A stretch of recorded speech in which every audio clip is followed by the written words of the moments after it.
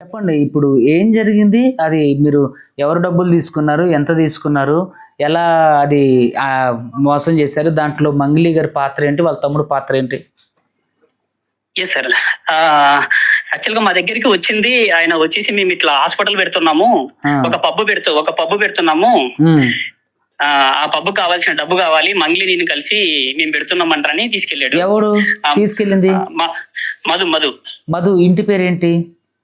రమావత్ మధు. రమావత్ మధు. రమావత్ మధు మేము ఇట్లా చేస్తున్నామంటని మా వాళ్ళ దగ్గర ఇంటికి వసూలు చేసిండు. తీసుకెళ్లారా? వాళ్ళ అపార్ట్మెంట్ సార్ వాళ్ళది. ఎక్కడ? ఏది మంగ్లీ వాళ్ళ అపార్ట్మెంటా? లేకపోతే మధు వాళ్ళ ఆ! అపార్ట్మెంటా? అది మంగ్లీ వాళ్ళ అపార్ట్మెంట్. ఎక్కడది?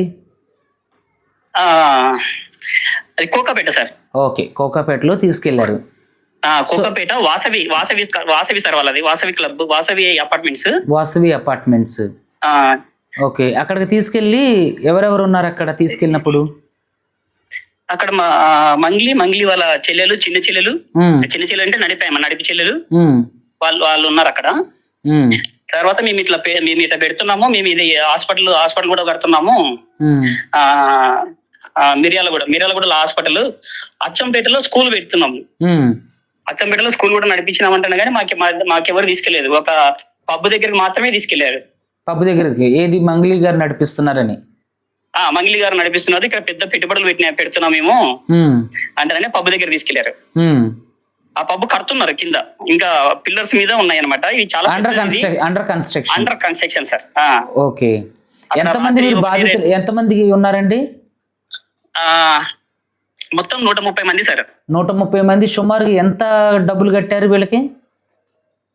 వీళ్ళకి 10.5 నుంచి 11 కోట్లు సార్.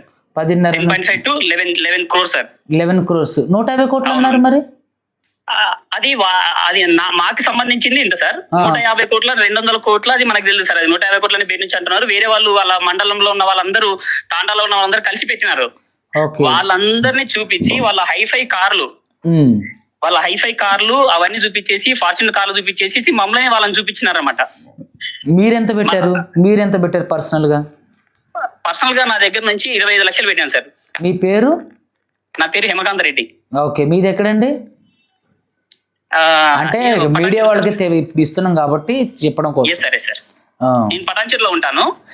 మనం కేసు పెట్టినప్పుడు మధుతో మాట్లాడినప్పుడు మీకు డబ్బులు ఇస్తానంట కదా? ఇది కర్నూలులో నేను సిఐతో మాట్లాడి ఎఫ్ఐఆర్ చేయించినప్పుడు అతను ఎప్పుడు అవును సార్. డబ్బులు ఇస్తానన్నాడు అన్నాడు కదా? డబ్బులు ఇచ్చిండా మధు?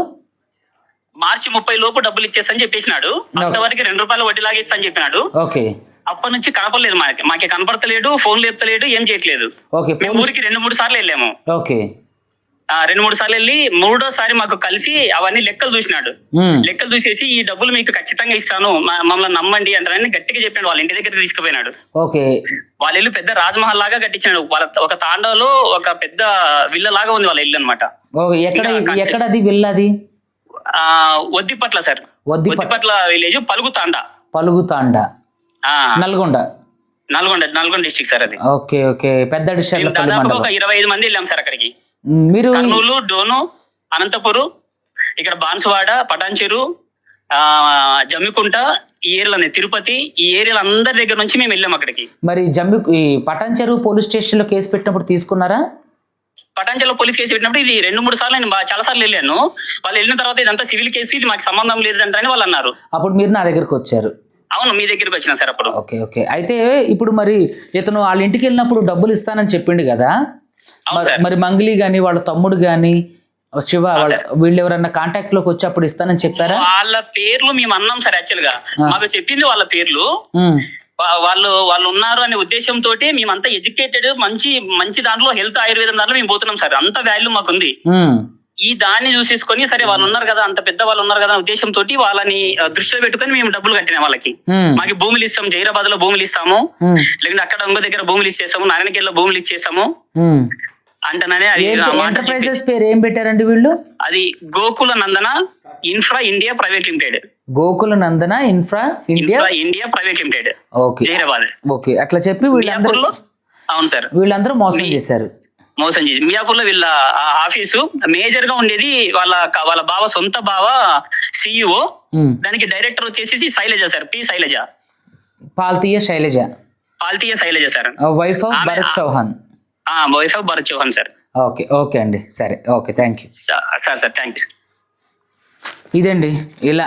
సో ఇట్లా అనేక మంది ఆశావాహుల దగ్గర నుంచి డబ్బులు వసూలు చేసుకొని వీళ్ళు విలాసవంతమైన జీవితాన్ని అనుభవిస్తున్నారు. సో కాబట్టి వీళ్ళందరికీ కూడా, విక్టిమ్స్ అందరికీ కూడా న్యాయం చేయడం కోసం గౌరవ తెలంగాణ హైకోర్టుకి సోమవారం వెళ్ళి కేసు ఫైల్ చేయడం జరుగుతుంది. ఆ విషయం మీడియా ముఖంగా అందరికీ తెలియజేయడం జరుగుతుంది. Thank you.